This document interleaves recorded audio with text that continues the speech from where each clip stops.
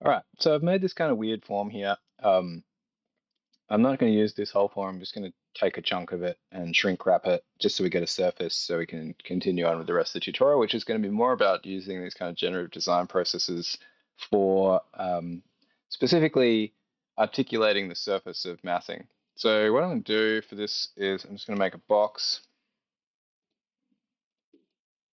and that'll do. And in fact, maybe it's slightly big. We're going to chuck that box in this sort of interesting bit of geometry in here. I'm going to select all of these curves.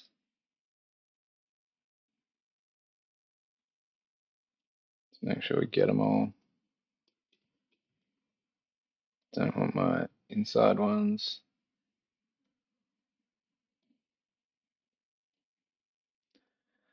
And my box. And we'll chuck that over there. And then we're just going to trim them.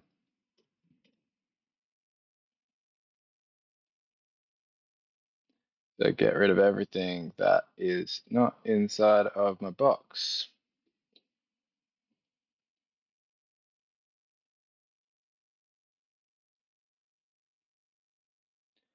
And after I've finished trimming these things, then we're going to shrink wrap the ones that are inside just to make a surface geometry to keep going with for the rest of the tutorial. All right, that'll do. And get rid of these other ones. Get rid of those ones. We'll go in the corner. Okay, hide the box. Okay, so we've got sort of like a fairly interesting, weird bit of geometry there. I'm going to grab all of that and we're just going to shrink wrap it. Oh, we need some points, I guess. Let's do that. So to shrink wrap it, we actually need to make it geometry first. So I'm going to turn on curve piping. We'll make this 4 segments. It can be flat. That's probably a bit big.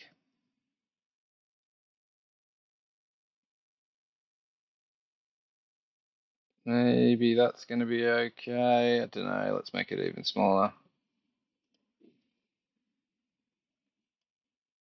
Don't care about accuracy. Okay, that'll do.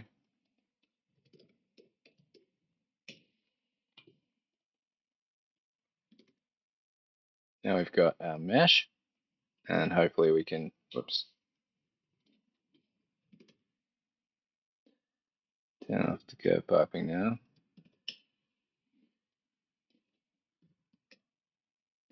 Hopefully we can shrink wrap that guy.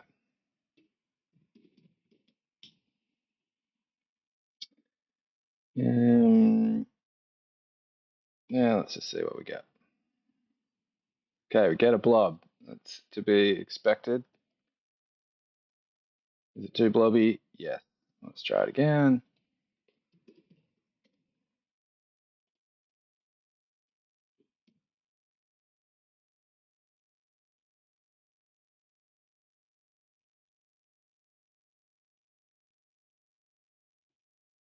Okay.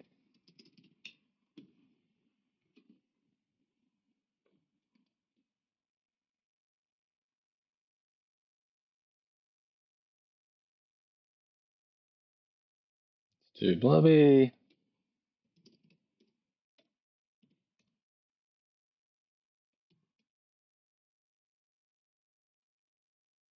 It's getting closer to what we need. We just need some sort of geometry. Probably if we just smooth it off some more, it's going to be all right.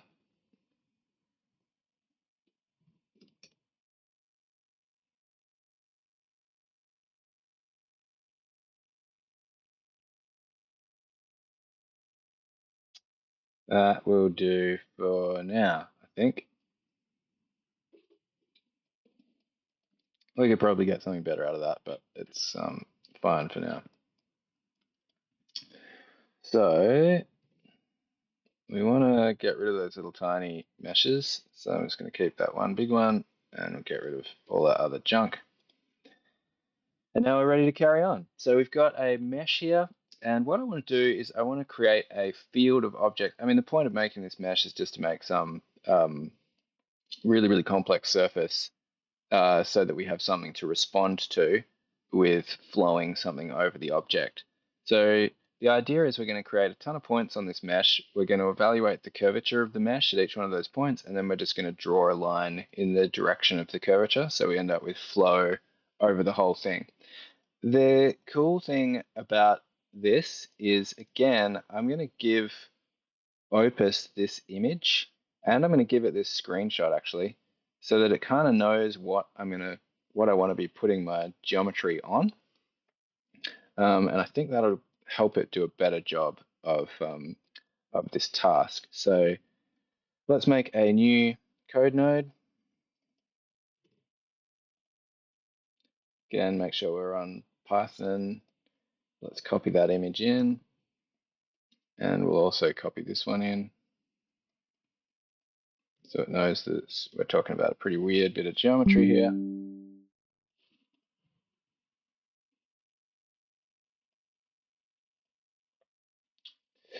What happened to my images when I full screened it? They went away. Okay, I'm not going to do that. Let's just paste them in.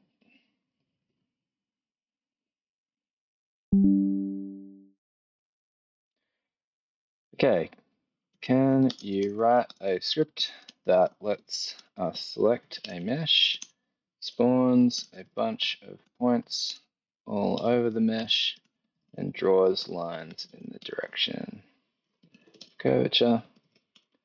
I've attached screenshots of our mesh geometry as well, a reference design image of the kind of aesthetic we're after. Okay, let's see how Opus goes with that.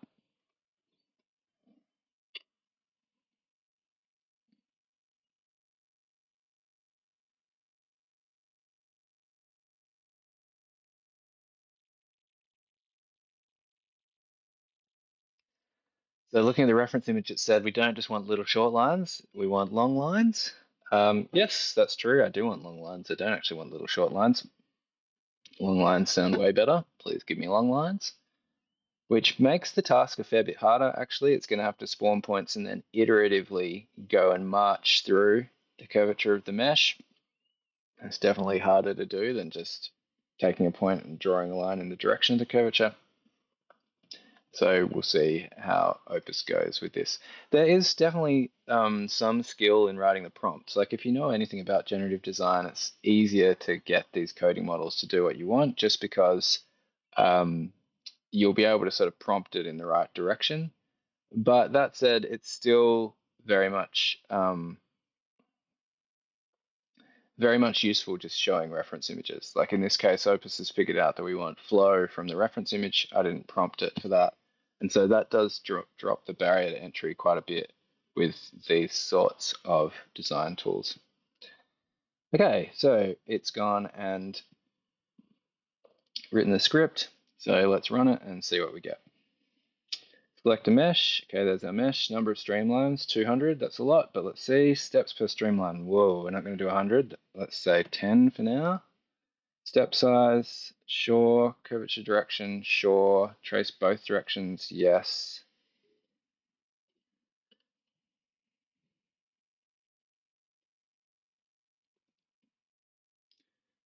Okay, nice. So it looks like it's worked pretty well as a first try. So all we need to do is make the lines longer.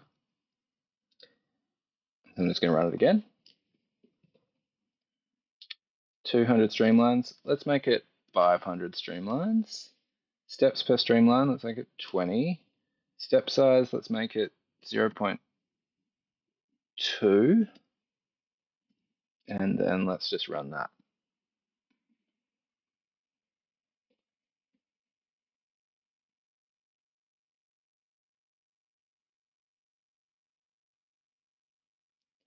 Okay, that is looking better. Awesome. That's really, really good. And now all we need is to just run it with way more streamlines.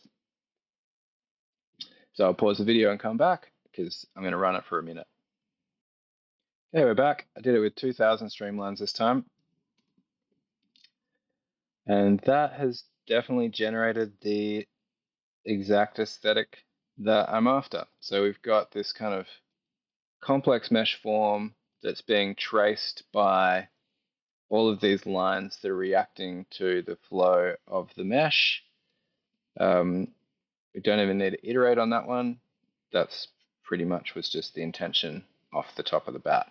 So in the next tutorial, we're going to use these flow lines to actually orient some geometry over this surface, and we'll try and make that geometry react to one another. So we'll try and do some kind of tessellation system using these flow lines, which would be pretty nice.